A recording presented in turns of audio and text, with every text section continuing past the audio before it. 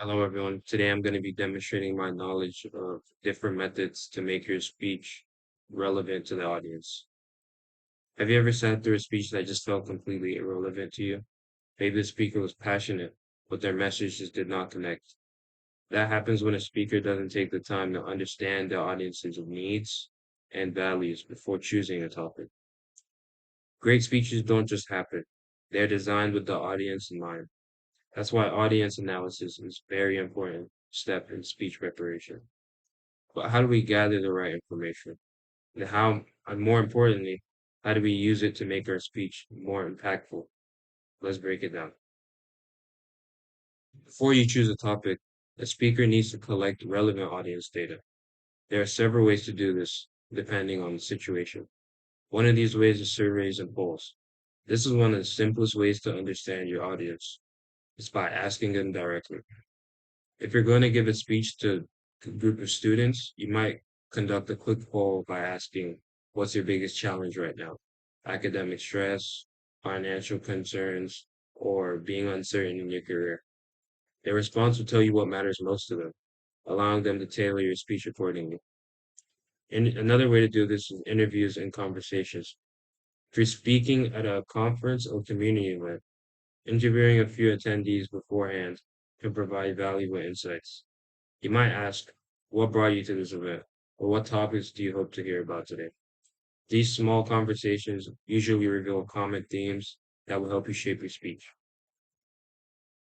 Another one of these ways is by observations and social media research.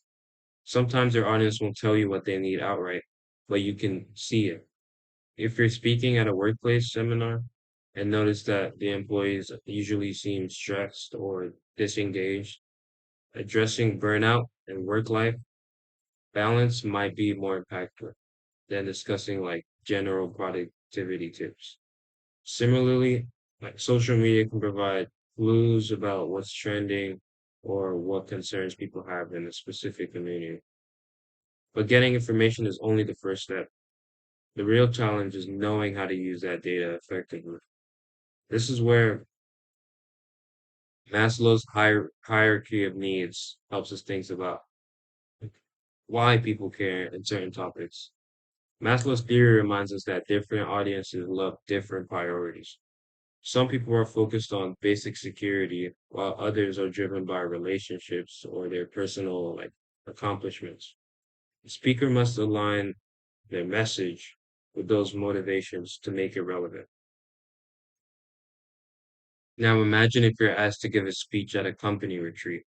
You start by gathering information. You interview a few employees and conduct a short survey. The results show that employees are feeling overwhelmed with workload and struggling with motivation.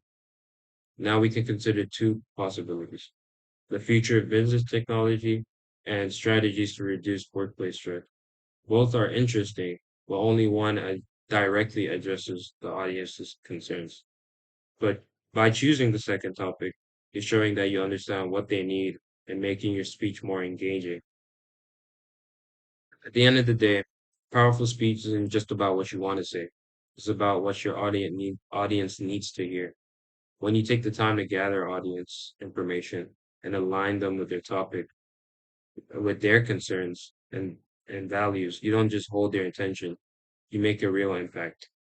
So next time you prepare a speech, don't just pick a topic. You have to analyze your audience first, because that's how you make a great speech.